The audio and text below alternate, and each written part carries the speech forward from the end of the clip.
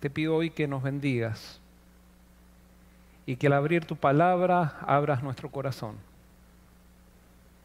Señor, purifícame a mí primero a través de la sangre de Jesús y a través de tu Santo Espíritu, para que pueda hablar aquello que tú quieras que hable y que calle aquello que tú quieras que calle. Pero te pido que no sea yo el que predique, sino que sea tu Santo Espíritu que aplique el mensaje a la necesidad de cada corazón y de cada iglesia. Danos el valor de tomar decisiones de fe y de avanzar en el camino que tú nos muestras. Esto te lo pedimos y te lo agradecemos en el nombre de Jesús. Amén.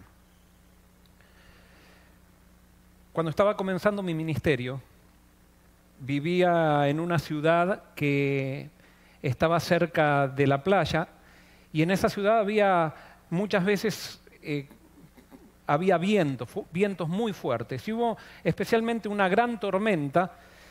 Y después de esa gran tormenta había un hombre que tenía una estancia, un hermano de iglesia que era de Buenos Aires. Esta estancia estaba en Miramar, que era la ciudad donde yo era pastor y yo vivía en Mar del Plata. Y este hombre me invitó a la estancia después de esta tormenta. Y entonces fui a la estancia y él comenzó a mostrarme el campo, un muy lindo lugar. Pero en eso llegamos a un bosque, o a lo que había sido un bosque, que tenía árboles muy fuertes, pero que estaban prácticamente todos derribados. Y entonces él me comentó, yo ya no me acuerdo qué clase de árbol era el que estaba allí, me dice, mira, aquí tengo un bosque, tenía un bosque de esta clase de árboles, y prácticamente la tormenta los tiró a todos, quedaron muy poquitos parados, y era verdad, se veían muy pocos parados. Pero al lado de ese bosque, que estaba derribado, había una plantación de pinos. Y era interesante porque cuando vi los pinos me llamó la atención y le digo, pero la tormenta casi no derribó ningún pino. Y entonces él me dijo, oh, sí, es verdad, lo que pasa es que la madera del pino es flexible, mientras que la madera de estos árboles es una madera rígida. Eso me llamó mucho la atención, porque me di cuenta que eso tenía una aplicación para la vida. Cuando nosotros somos flexibles, podemos pasar por tormentas, pero todavía seguimos en pie. Pero cuando nosotros somos rígidos, vienen las pruebas, vienen las tormentas, y a pesar de que parecíamos antes de la tormenta muy firmes, quizás parecíamos monumentales con todo lo que hacíamos, viene la tormenta y la tormenta nos derriba, porque somos rígidos. Y hoy quiero que tú medites y que meditemos en esta ilustración para que podamos analizar si tú y yo somos rígidos o somos flexibles. Y quiero simplemente comenzar definiendo, esto lo define la psicología, las características de una personalidad flexible. Y dice así, entendemos por persona flexible aquella que se adapta a las circunstancias. La carencia de esta característica describe a una persona rígida. Una persona flexible es alguien que se adapta a las circunstancias. Y vamos a ver otra característica. Las personas flexibles poseen una dimensión de la personalidad que se denomina apertura mental o apertura a la experiencia. Son personas que no temen verse envueltas en situaciones novedosas. En este sentido, son dinámicas y disfrutan del dinamismo. Son personas que disfrutan del cambio. Son personas que tienen una mente amplia para poder entender la vida y no simplemente quedarse con sus propias definiciones de la vida sin poder aceptar otras maneras de ver las cosas. Otra característica es que las personas flexibles tienen un componente extra de osadía en su personalidad. Asumen más riesgos y sufren menos en situaciones de incertidumbre. Nosotros estamos viviendo ahora una situación de incertidumbre. Y hay personas que quizás uno las ve bien a esas personas en esta situación y las ve felices y las ve contentas. Esas son las personas flexibles. Pero las personas o las personalidades que somos rígidos, Posiblemente en este momento estamos sufriendo mucho y estamos sufriendo algo que quizás no tendríamos que sufrir por nuestra falta de flexibilidad. No todos viven las circunstancias de la vida de la misma manera, porque no todos miramos a la vida de la misma forma. Las personas flexibles son personas que tienen casi una capacidad infinita de aprendizaje.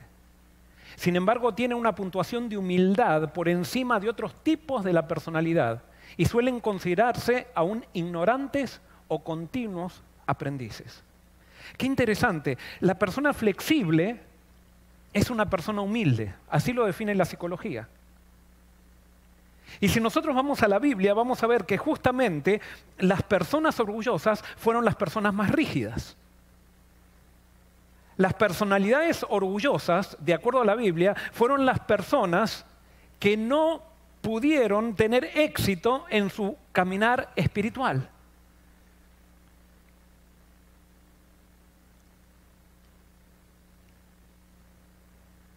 Las personalidades flexibles son personas que aceptan a la vida con el paquete que les viene y no tratan de controlar sus variables, sino que las aceptan y se adaptan a ellas usándolas en sus vidas como oportunidades de crecimiento. O sea, las personas flexibles no se están quejando todo el tiempo. ¿Por qué? Porque la vida es dinámica, la vida continuamente, en nuestra vida suceden cosas que nosotros no controlamos, que quizás las provocaron otras personas, o quizás es parte, no es que quizás es parte de la vida de pecado. En cambio, las personas rígidas no pueden aceptar esas variables y cada vez que algo les cambia su plan, se desequilibran. Y es por eso que es tan importante la flexibilidad. Y ahora lo que yo quiero establecer en este momento es que sin flexibilidad nosotros no podemos seguir a Cristo. Justamente lo que Cristo se propone en cada uno de nosotros es que lleguemos a ser flexibles. La vida cristiana exige flexibilidad. La vida de fe exige flexibilidad, porque cuando Dios nos llama a un camino que nosotros no vamos a entender, porque sus caminos son más altos que nuestros caminos y sus pensamientos más altos que nuestros pensamientos. Y si nosotros no estamos dispuestos a aceptar el camino que Dios nos manda, vamos a estar discutiendo con Él en nuestra vida. Y es por eso que Dios tiene que muchas veces quebrar nuestro orgullo, no muchas veces, siempre, tiene que quebrar nuestro orgullo para que nosotros entremos en un peregrinaje de fe. Justamente eso fue lo que le pasó a Abraham. Nosotros a Abraham decimos que es el padre de la fe. ¿Pero por qué Abraham es el padre de la fe? Porque Abraham, de alguna manera, es el padre de la flexibilidad. Abraham vivía muy cómodo. Vivía en Ur de los Caldeos. Ur de los Caldeos tenía un sistema, era una ciudad muy avanzada y según lo que dice la arqueología, tenía un sistema, por ejemplo, de aire acondicionado, que ellos aprovechaban los vientos para que las casas que estaban construidas de determinada manera aprovechen esa circunstancia climática para estar aireadas. Es más, en Ur de los Caldeos también había cloacas. Cuando nosotros sabemos que hasta el siglo XIX todavía en grandes ciudades de grandes países todavía no había cloacas. Pero ya en Ur de los Caldeos había. En otras palabras, Abraham vivía cómodo. Pero cuando Dios interviene en la vida de Abraham, cuando Dios llama a Abraham, lo saca de la comodidad, lo saca de la rigidez, lo saca del orgullo para llevarlo a una vida de fe. Y Abraham tenía que decir entre quebrar su orgullo y seguir a Dios o permanecer en la comodidad que estaba y vivir una vida basada en las propias seguridades que nosotros construimos con aquello que nosotros hacemos o logramos. Abraham, gracias a Dios, decidió salir por fe. Y nosotros sabemos cómo fue la vida de Abraham. Cambios de circunstancias continuamente, pero eso es lo que Dios está continuamente buscando en aquel que lo sigue.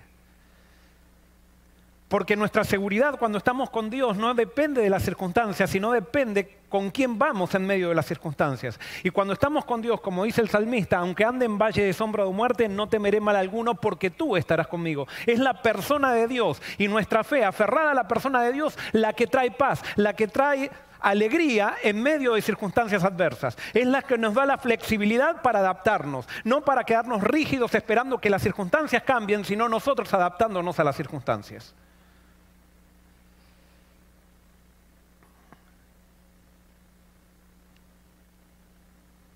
La pregunta es Dios flexible? ¿Sí o no?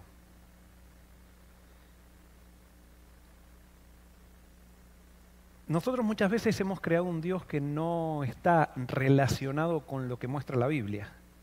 Es más, si yo les pregunto a ustedes, ¿es Dios flexible? Generalmente en el acto viene a nosotros, no, Dios es rígido.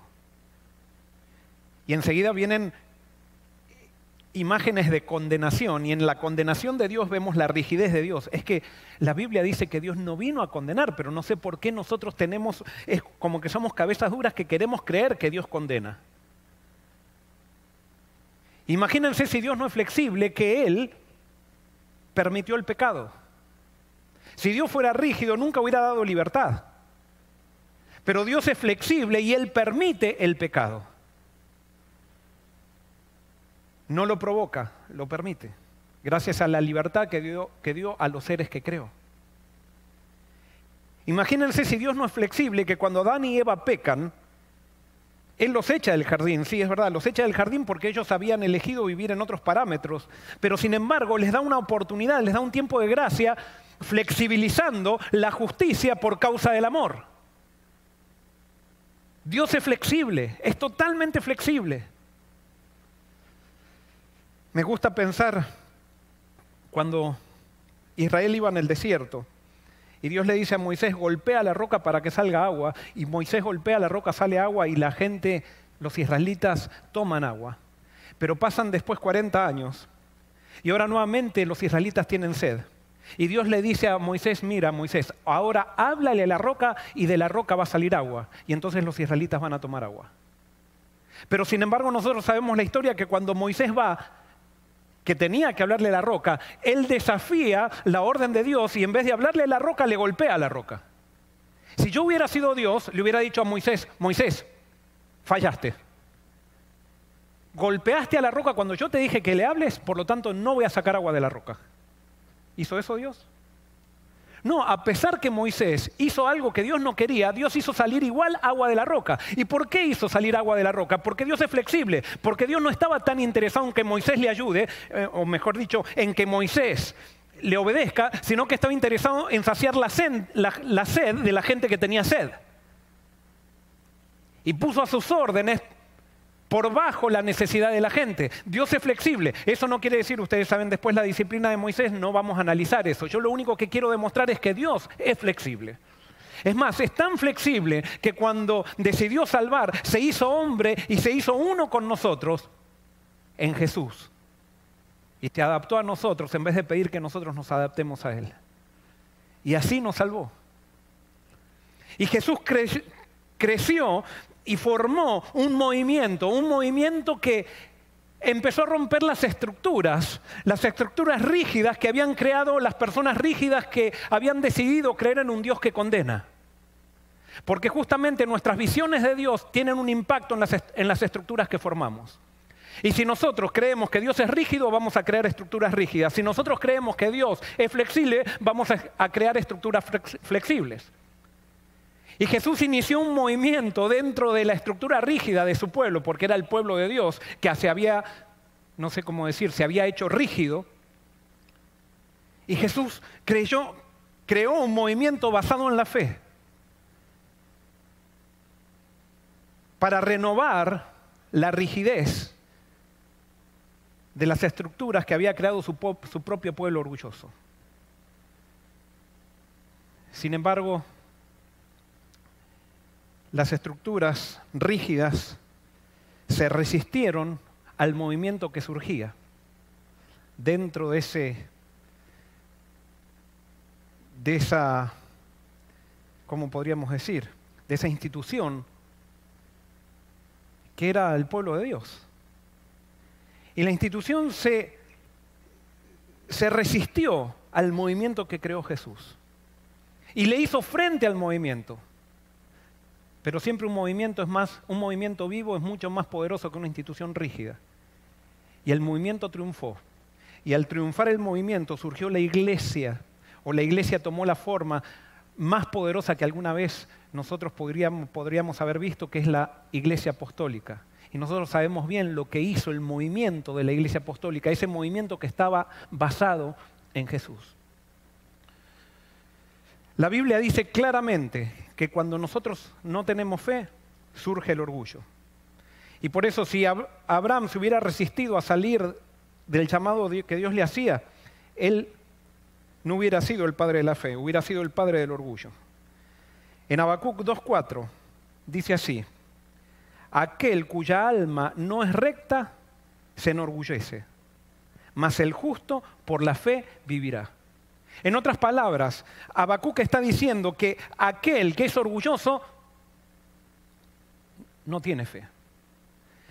Pero cuando uno deja de lado el orgullo, o cuando uno deja quebrar el orgullo y lo deja quebrar por medio de la fe, entonces surge la fe y el justo comienza a vivir por fe. Y de allí toma Pablo, este versículo lo toma para en Romanos hacer su tratado de la fe, quizás el más sublime que tiene la Biblia, cuando él comienza ese tratado diciendo, tomando este versículo de Habacuc, diciendo el justo vivirá por la fe. Pero si el justo vive por la fe, Pablo dice no hay lugar para el orgullo. Porque la fe y el orgullo son incompatibles. La fe destruye el orgullo y el orgullo destruye a la fe. ¿Qué significa vivir por fe? Vivir por fe significa entregarme a Dios y aceptar el paquete con el cual Dios me manda la vida. Y por eso en Habacuc, capítulo 3, para mí está en una de las definiciones más grandes que tiene la Biblia de fe. Una definición muy práctica. Es una descripción de verdadera fe. Habacuc capítulo 3, versículo 17, dice así: aunque la higuera no florezca, ni en las vides haya frutos, aunque falte el producto del olivo, y los labrados no den mantenimiento, aunque las ovejas sean quitadas de la majada, y no haya vacas en los corrales, con todo yo me alegraré en Jehová. Me gozaré en el Dios de mi salvación. Jehová el Señor es mi fortaleza. Él me da pies como de ciervas y me hace caminar por las alturas. En este momento nosotros estamos amenazados por circunstancias difíciles. El mundo ha sido amenazado por circunstancias difíciles. Pero aquel que vive la flexibilidad de la fe, aquel que tiene la fe que solamente Dios puede dar, dice, aunque me falte todo, aunque perdamos el trabajo, aunque pierda la salud, aunque ya no sepa con qué pagar la renta, aunque no sepa cómo voy a hacer el mes que viene, con todo yo me alegraré en Jehová. Porque Dios hará mis pies como de cierva y me hará subir en las alturas. Porque nuestra vida con Dios no depende de las circunstancias, sino depende de tener fe en Él. Y cuando yo pongo mi fe en Él, Él va conmigo por donde quiera que vaya. Y todas las cosas actúan para bien para aquel que es llamado por Dios. Y por eso no debemos temer en estas circunstancias. Y por eso tenemos que ser gente de fe. Y yo le agradezco a la iglesia de Forest City porque ha entendido este concepto. Y estamos viviendo un reavivamiento dentro de la iglesia, por lo menos desde que estoy yo, que no he visto. Claro, hace poquito que estoy. Pero yo no lo experimenté en otro lado tampoco, porque nunca había vivido esta circunstancia. Y Dios nos está mostrando que Él es poderoso. Nos está mostrando que las circunstancias no pueden tirar a una iglesia que avanza por fe. Pero también es necesario que aprovechemos esta cuarentena para tomar decisiones y para determinar qué tipo de vida o qué tipo de iglesia nosotros vamos a tener cuando termine esta cuarentena. ¿Vamos a seguir centrados en Dios? O una vez que cambien las circunstancias y comencemos a tener seguridad externa, nos vamos a separar de Dios para dejar de orar, para dejar de buscarlo, para dejar de buscar de llenar de aceite nuestras lámparas, para empezar nuevamente a depender de las cosas externas y que nuestro orgullo surja nuevamente. Vamos a estar dispuestos a dejar esta flexibilidad que Dios nos está dando por una rigidez que trae el orgullo.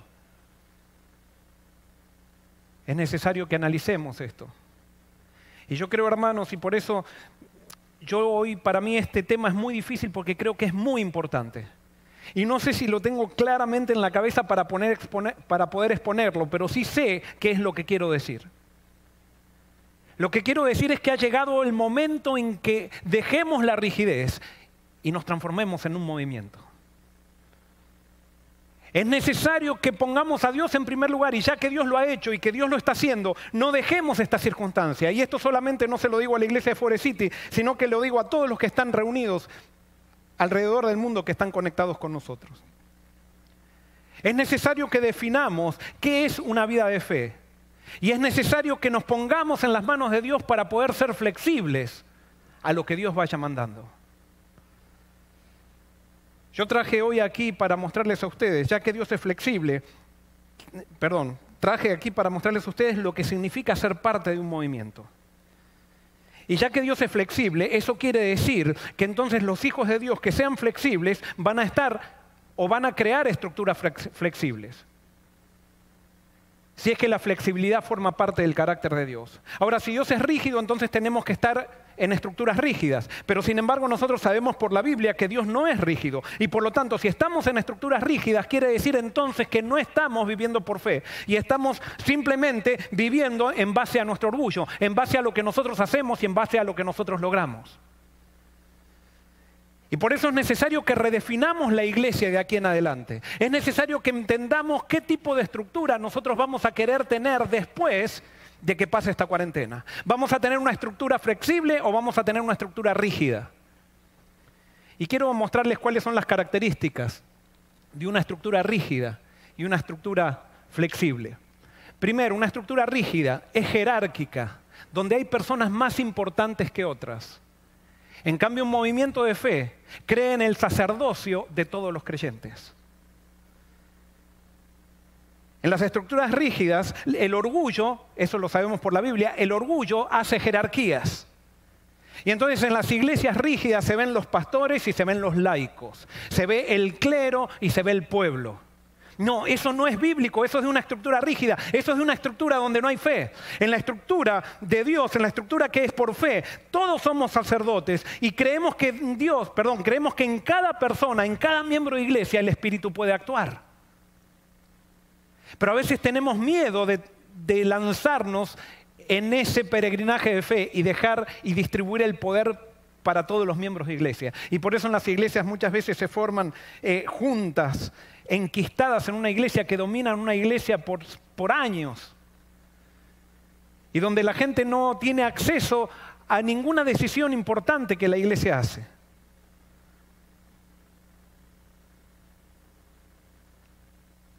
En una estructura rígida, los dirigentes son jerárquicos y demandantes. Los líderes en un movimiento de fe son serviciales y espirituales.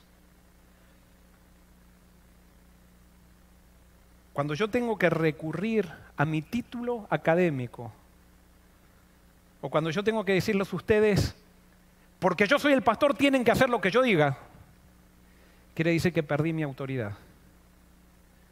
La autoridad natural que da el Espíritu la estoy reemplazando por una autoridad externa que da un cargo. Y cuando yo tengo que recurrir a mis cargos para que la gente me haga caso, quiere decir que perdí el poder. Y es por eso que tenemos que entrar en una estructura con las mismas características de Jesús, con las mismas características de Dios. Y por eso cuando Dios formó o hizo levantar el movimiento apostólico, llamó a 11 pescadores. No eran todos pescadores, pero justamente el que no lo era publicano. Y no eran todos publicanos, sino que justamente el que no era ni pescador ni publicano era un terrorista, Simón el Celote. Y justamente el que más preparado estaba, el que tenía más poder externo, llegó a ser el que lo traicionó a Jesús. Y con esto no estamos diciendo entonces que alguien preparado no puede ser seguidor de Jesús. Lo que estamos diciendo es que solamente pueden entrar en el movimiento de Dios aquellos que viven por fe. Y aquellos que viven por fe, en su vida no hay lugar para el orgullo. Y lastimosamente muchas veces las bendiciones que nosotros recibimos externas que nos da la vida, que Dios la da para que sirvamos, nos hacen subir a nosotros en una plataforma para ser personas que tratan de dominar a otras personas. ¿Cuántas veces se ve en los grupos religiosos donde hay una persona importante que es como un feudal, donde le da favores a todos los amigos de ellos? Y todos los amigos de ellos, de esas personas, gozan de privilegios que el pueblo en general no goza. Y nos encanta eso a los seres humanos. Y esas son personas que predican, son personas incluso que hacen cosas que pueden definir muy bien la teología, pero eso no es de Dios. Eso es parte de una estructura rígida. Eso es parte, lo que diríamos, es parte de Babilonia.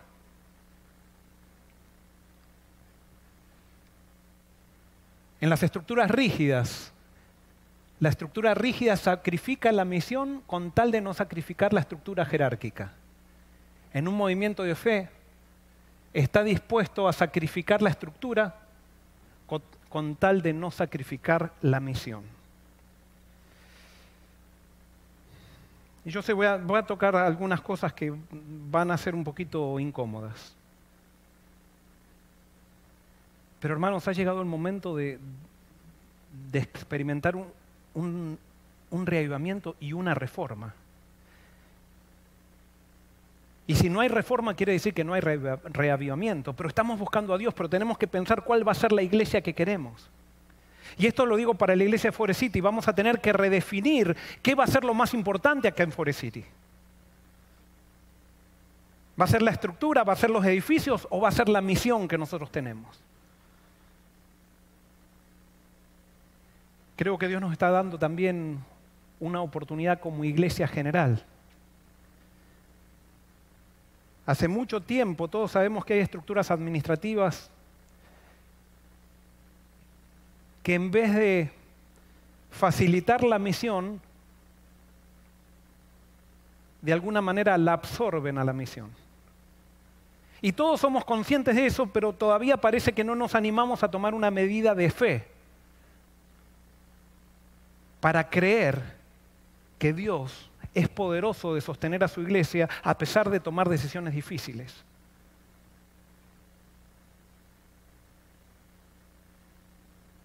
Tenemos que volver a hacer un movimiento. Todos somos conscientes, ya no es un secreto, de que nos hemos transformado en una estructura rígida. Y nos hemos transformado en una estructura rígida por causa de que hubo en el pasado decisiones que tomaron nuestros padres que no estuvieron marcadas por fe.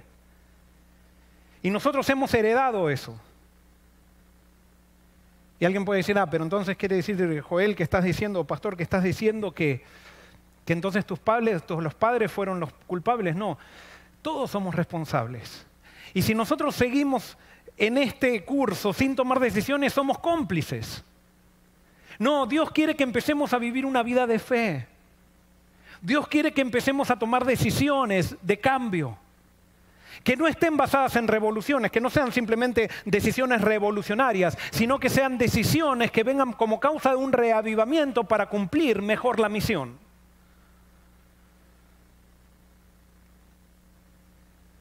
Una estructura rígida tiene una gran administración y una pequeña misión. Los movimientos de fe tienen una pequeña administración con una enorme misión. Cuando nació el movimiento adventista tenía una administración pequeñita con una enorme misión, era predicar el evangelio a todo el mundo. Y resulta que han pasado los años y Dios nos ha bendecido, pero entonces cada vez hemos puesto más énfasis en ampliar la administración y nos hemos quedado sin misión. Alguien puede decir, pero pastor, se están bautizando más gente que nunca. Tenemos ya 23 millones de personas a lo largo de todo el mundo. Es que eso no es misión. Eso no es misión. Los bautismos no son misión. Pueden ser simplemente esfuerzos proselitistas, pero no son misión. Sería misión si esos bautismos fueran el resultado muchas veces de una estructura flexible. Pero muchas veces nuestros bautismos son el resultado de una estructura rígida. Y que muchas veces, porque acá en Estados Unidos no podemos lograr bautismos, nos tenemos que hacer viajes misioneros a África para después ir a África a bautizar 1000 y después venir diciendo, hemos bautizado a 1000. ¿Por qué no los podemos bautizar acá? ¿Y por qué no los podemos bautizar acá? Porque no estamos levantando a Cristo. Hemos pervertido el evangelio, estamos predicando un evangelio que no es el correcto. Y alguien puede decir, ¿pero qué quiere decir entonces que aquí, allí, en aquellos países, por qué funciona allá? Simplemente funciona porque les ponemos presión a la gente que vamos a hacer los viajes allá para que nos consigan ese número. Y no estoy diciendo un secreto, no estoy diciendo algo que... Yo estuve en una comisión cuando estaba empezando mi ministerio y entonces estaban eligiendo a qué país iban a hacer un viaje misionero. Y mi jefe llamó por teléfono y le preguntó adelante mío, le preguntó, ¿dónde voy a poder conseguir más bautismos? ¿En tal país o en tal país? Entonces le dijeron, no, vas a poder conseguir más bautismo en tal país. Muy bien, vamos allá. Entonces fueron allá y después volvieron como los emperadores romanos cabalgando con los esclavos, como presentando un informe de bautismos, bautizamos 1000 en otro país. No, la cuestión es bautizar 1000 aquí. Y si no los bautizamos es porque estamos predicando otra cosa. No, es que acá es más difícil porque el mundo es más secular. Jesús no tiene impedimentos. Acá es más difícil porque la iglesia es más secular, no porque el mundo es más secular. Acá es más difícil porque hemos perdido la fe. Pero Cristo es el mismo en todos lados. Y la necesidad de salvación es tanto en un país secular como en un país que no es secular.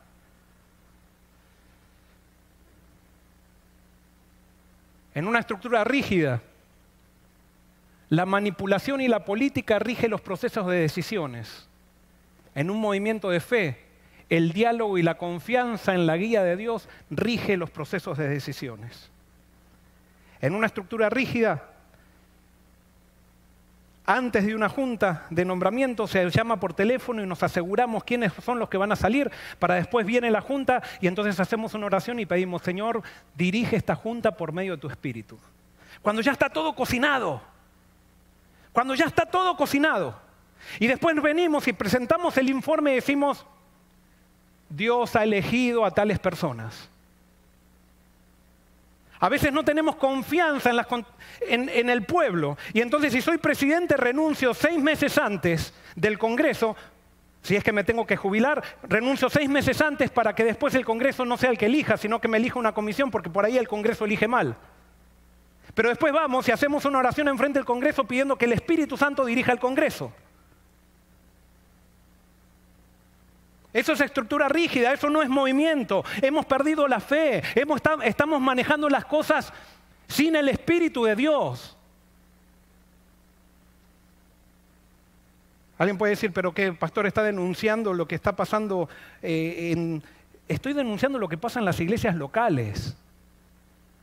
En las iglesias locales se hacen también políticas para ver a quién ponemos de anciano, quién no ponemos de anciano, y no dejamos que la iglesia elija. Porque no confiamos en el poder de Dios. Nuestras oraciones han llegado a ser discursos que no tienen poder. Simplemente formas para mostrar de que estamos de alguna manera en el camino de Dios. En las estructuras rígidas hay una uniformidad compulsiva enforzada por credos, manuales y manuales de pólizas. En cambio, en los movimientos de fe hay unidad en la diversidad, alimentada de un mismo propósito forjado por el Espíritu.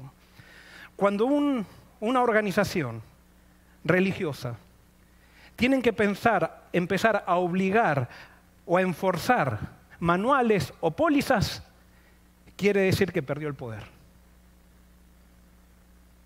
Ustedes no van a ver nunca en la iglesia apostólica. Es más, cuando hubo gente que quería obligar, se llamaban judaizantes, era gente orgullosa que no aceptaba la vida de fe, sino que quería vivir una vida de obras. Y justamente las personas que quieren vivir una vida de obras también ponen su cosmovisión en su manera de ver la iglesia.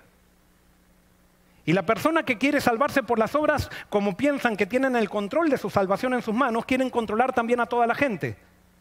Y son personas que parecen muy espirituales. ¿Por qué parecen muy espirituales? Porque saben muy bien guardar los mandamientos, cuando todavía no entraron en la ley de Dios, porque no han dejado que Cristo someta sus vidas para confiar los resultados en las manos de un Dios todopoderoso.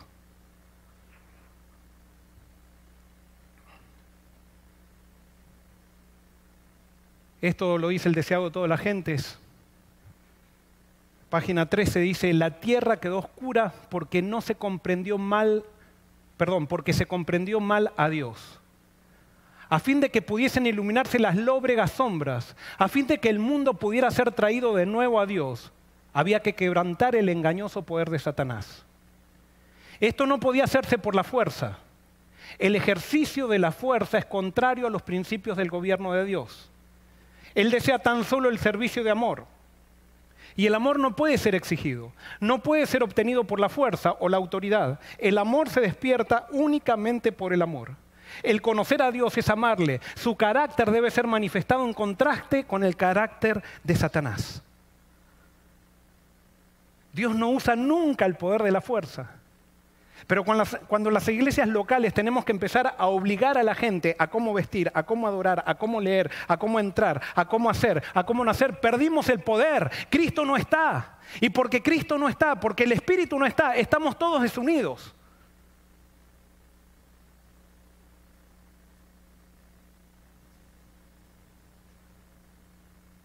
Y alguien puede decir, pero entonces, pastor, ¿quiere decir que entonces cada uno va a hacer lo que quiera en la iglesia? Sí. Cada uno va a hacer lo que quiera, pero si estamos predicando a Cristo, todos van a querer dar gloria a Cristo. Justamente ese es el plan de Dios. Acá lo vemos muy bien, pero no lo queremos entender. Queremos manejar la iglesia como si fuera una empresa secular. Y esta es la iglesia es la empresa más libre que tiene que haber. Pero queremos poner un manual para que todos hagan lo mismo. Queremos enforzar las pólizas para que todos hagan las cosas de la misma manera en todo el mundo. No. ¿Qué determina? ¿Qué determina la misión? ¿La póliza determina la misión o la misión determina las pólizas? Pero en una estructura rígida, las pólizas son más importantes que la misión. Cuando las pólizas tendrían que estar al servicio de la misión y no la misión al servicio de las pólizas. ¿Pero qué entendimos que es unidad? Es que cuando falta el Espíritu, usamos cualquier cosa que sustituya al Espíritu, porque necesitamos algo para tener esa unidad.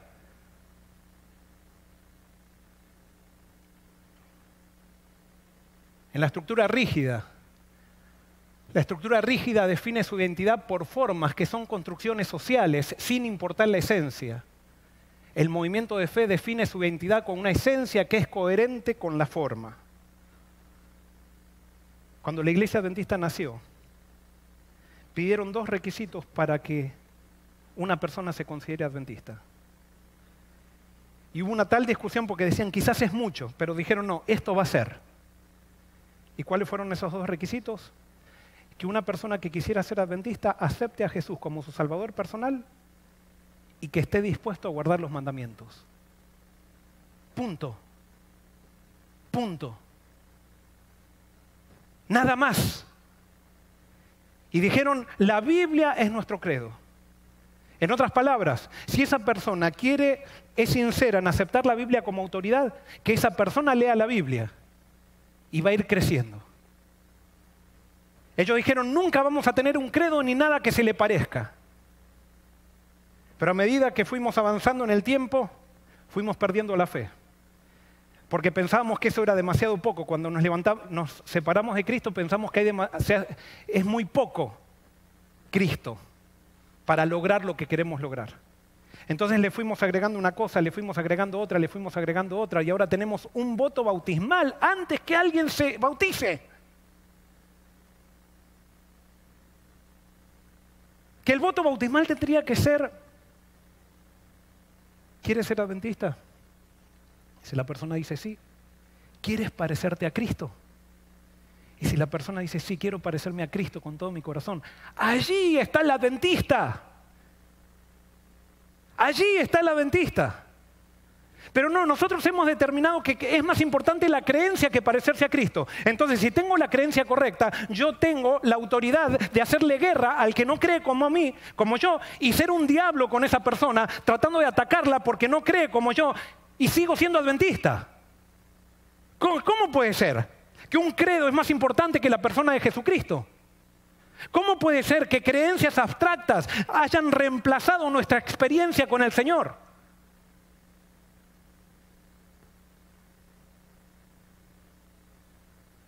Nos hemos transformado en una estructura rígida porque hemos perdido a Cristo en el camino y nuestro corazón está lleno de orgullo.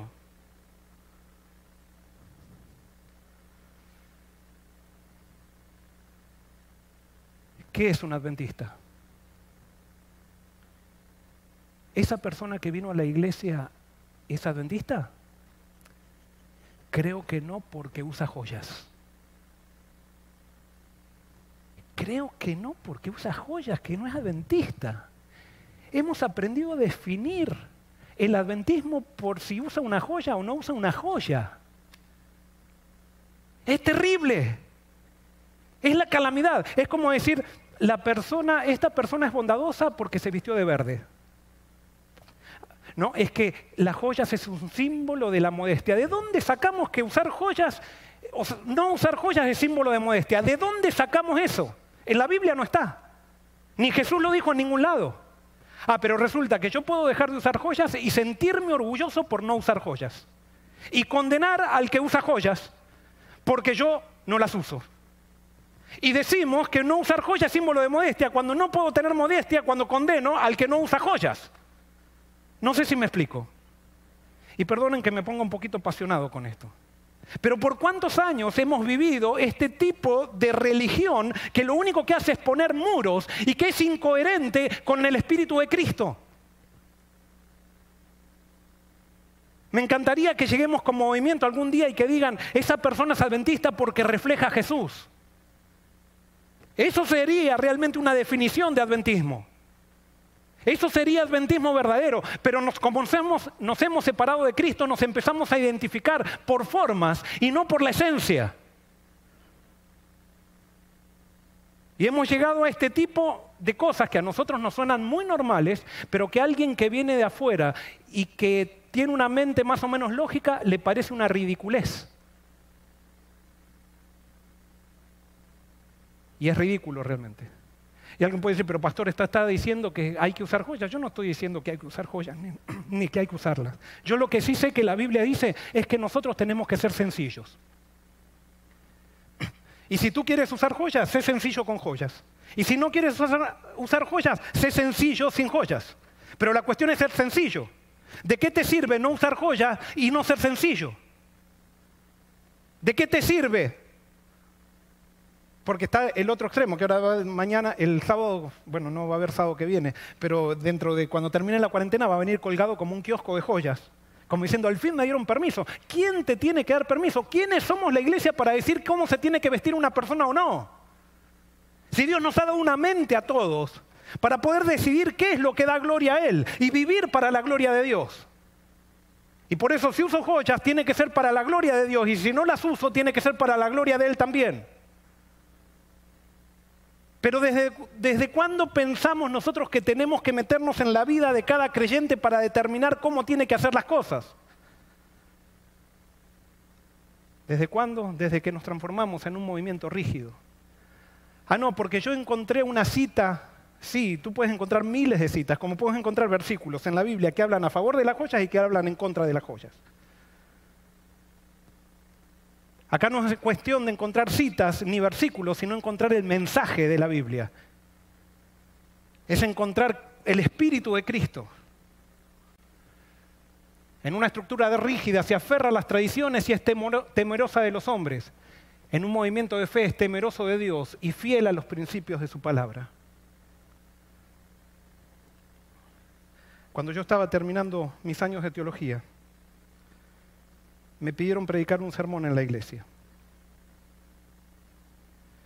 Y prediqué un sermón basado en Josué capítulo 1, versículos 1 al 9, donde Dios le decía a Josué, Josué, tú tienes que meditar en mi ley de día y de noche para que todo te salga bien.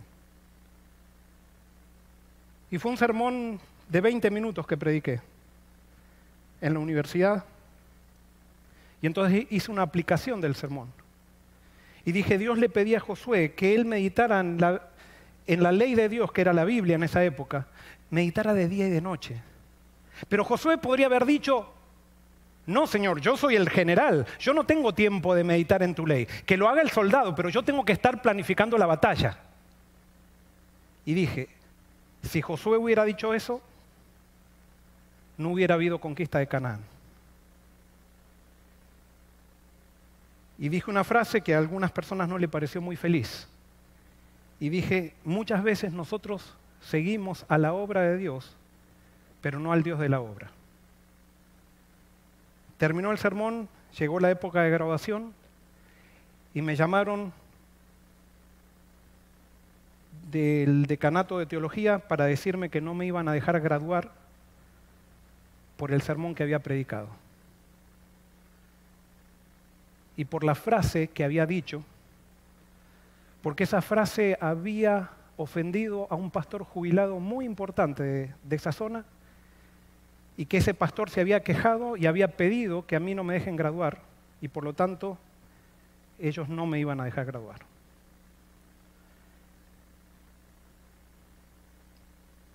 Temerosos de los hombres.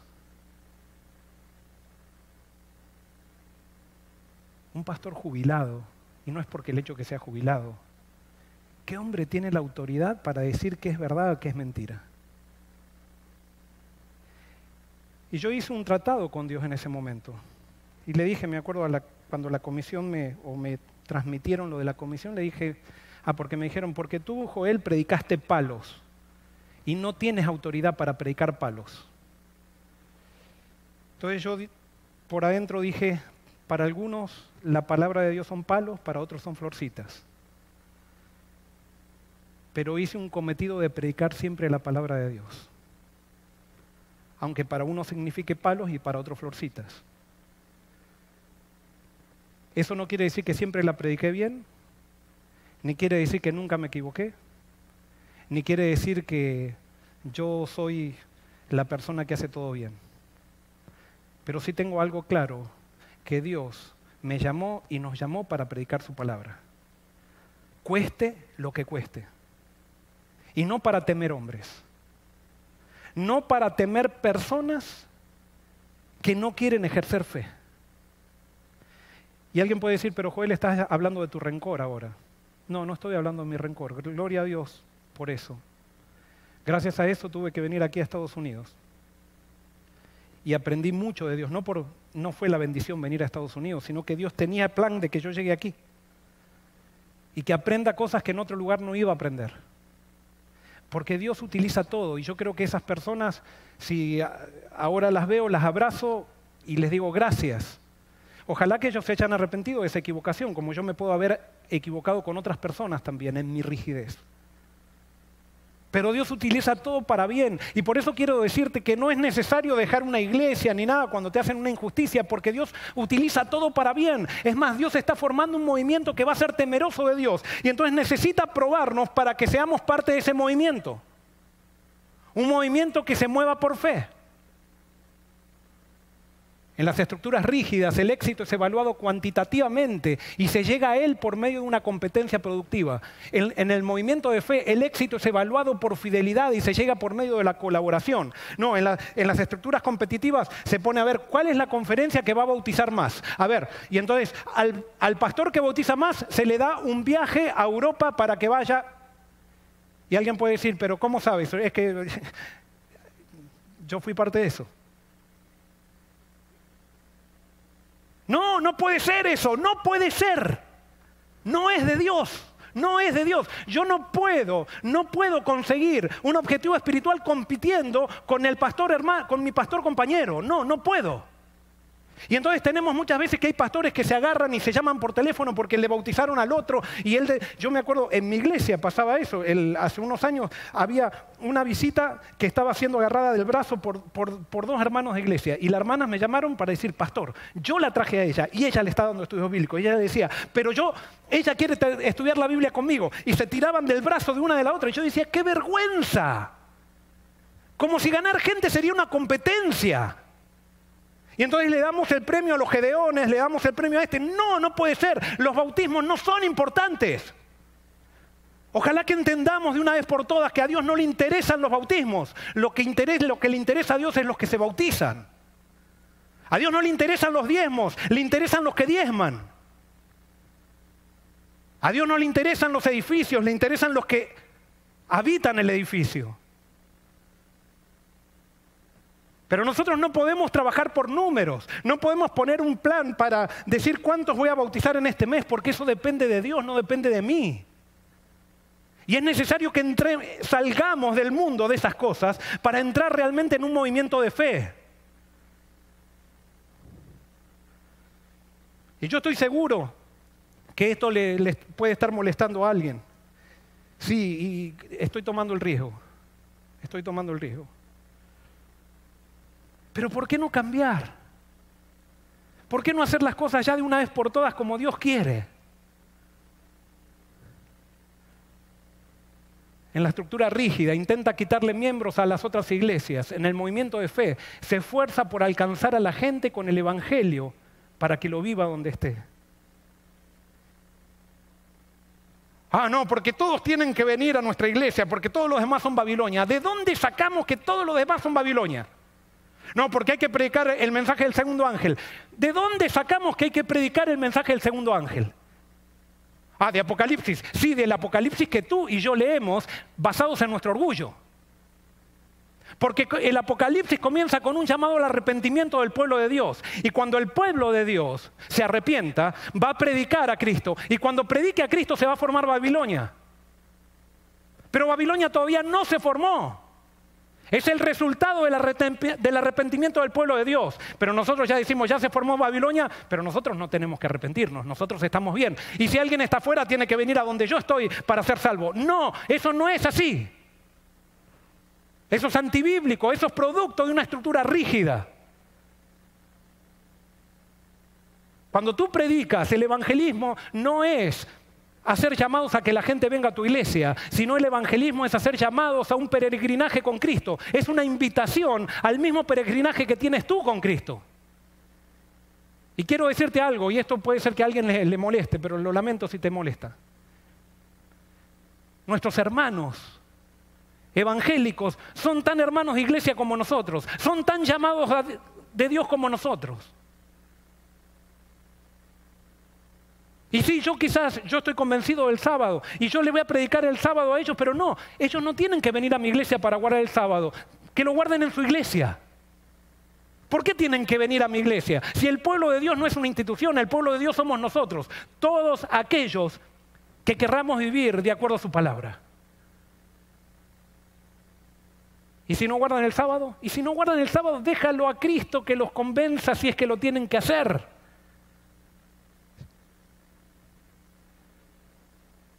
Porque tú tienes que aprender el tema de la salvación, y yo también.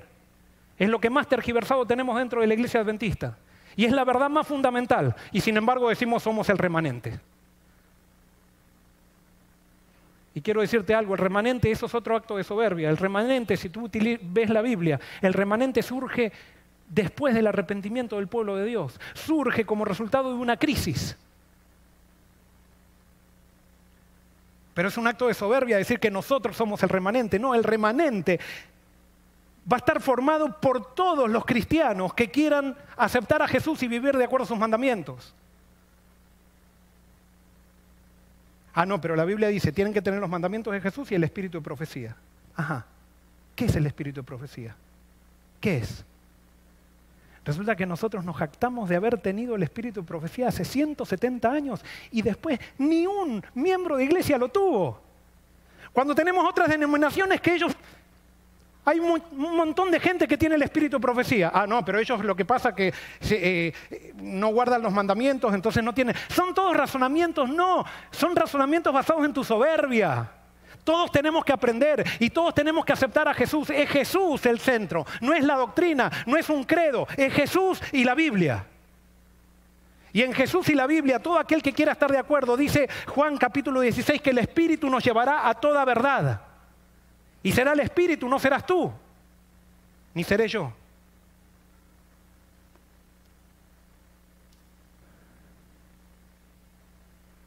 En la estructura rígida, intenta quitarle miembros a otras iglesias, perdón, me volví para atrás acá, y se esfuerza por alcanzar a la gente con el Evangelio para que lo viva donde esté, el movimiento. Cuando Jonás fue a predicarle a los ninivitas, No les dijo que tenían que dar el diezmo en Jerusalén para ser pueblo de Dios, ni que tenían que viajar a Jerusalén desde allí y trasladarse a Jerusalén para ser pueblo de Dios. Una vez que los ninivitas se arrepintieron, llegaron a ser tan pueblo de Dios como los israelitas. Ah, no, pero los israelitas tenían un llamado. Sí, lo que hace un pueblo especial es el llamado. ¿Pero por qué tú eres adventista? Ah, porque creemos la doctrina correcta. Mentira. Nadie tiene la doctrina correcta. Me gustaría dar un seminario de eso para que ustedes vean también los escritos inspirados, para que veamos que nadie, o sea, eso tenemos, yo creo en la profeta Elena de White, y ella dice que no hay iglesia que tenga la doctrina perfecta, incluyéndose la adventista. Si somos adventistas es por un llamado, por un propósito. Ah, no, pero yo me voy porque ahora en esta iglesia creen otra cosa y entonces se ha transformado en Babilonia. No, la cuestión es cuando pierdes el llamado dejas de ser pueblo de Dios. Es más, en la búsqueda de la verdad va a venir en desarrollo y va a ser dinámica. Sí, hay cosas que tenemos claras, pero hay cosas que no están tan claras. Pero en las instituciones rígidas hemos metido la verdad y la hemos enlatado y se la damos a la gente para que la aprenda ya enlatada, comida por un grupo de gente, de teólogos, y entonces tenemos que aceptar esa verdad en una lata cuando el adventismo dice que el credo es la Biblia.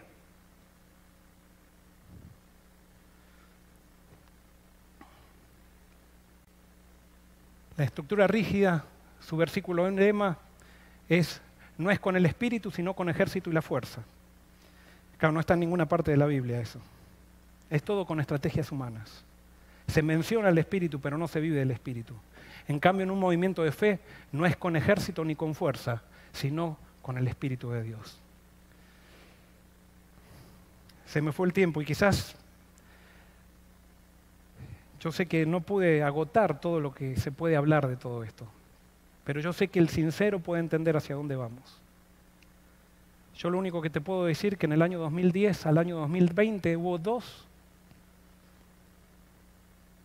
lemas en la iglesia adventista. Del año 2010 al 2015 se habló de reavivamiento y reforma. Y del año 2015 al 2020, que tenía que terminar ahora en 2 meses este quinquenio, el lema era todo miembro involucrado. Resulta que pasaron 10 años y no hubo ni reavivamiento ni reforma, y justamente nos estamos peleando por los miembros, quién se involucra y quién no se involucra. Nos hemos transformado en una estructura rígida, porque hemos perdido la fe en que Dios puede llevar su iglesia hacia el destino que Él se propuso.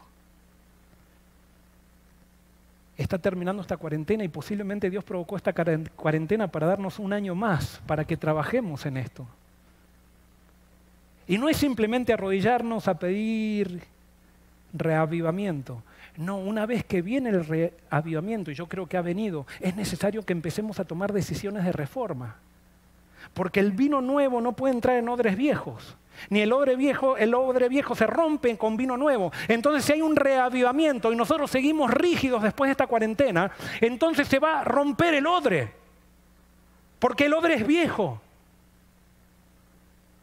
El mundo está cambiando, por lo tanto la iglesia tiene que cambiar. Después de esta cuarentena todo el mundo dice que ya no va a ser nada igual. Por lo tanto, si somos un movimiento de fe, tenemos que adaptarnos a las nuevas realidades sin perder la esencia. Pero es necesario que empecemos a tirar los muros que nos han hecho rígidos y abramos la iglesia a toda persona necesitada.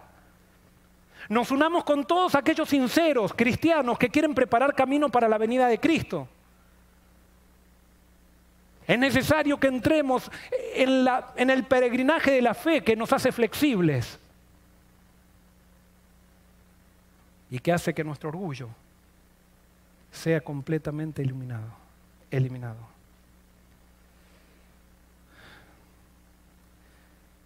Yo no sé qué resultado puede tener este sermón, pero lo único que espero es que le preguntes a Jesús cuál es el plan. Lo único que espero es que yo también, es pedirle perdón a Dios por todo esto. Tenemos que arrodillarnos y hacer como los israelitas, es decir, perdónanos, Señor, por nuestros padres. Nosotros hemos heredado esta estructura rígida. Porque hubo un tiempo en la iglesia donde se predicó la salvación por las obras y eso nos llenó de orgullo. No se levantó a Cristo.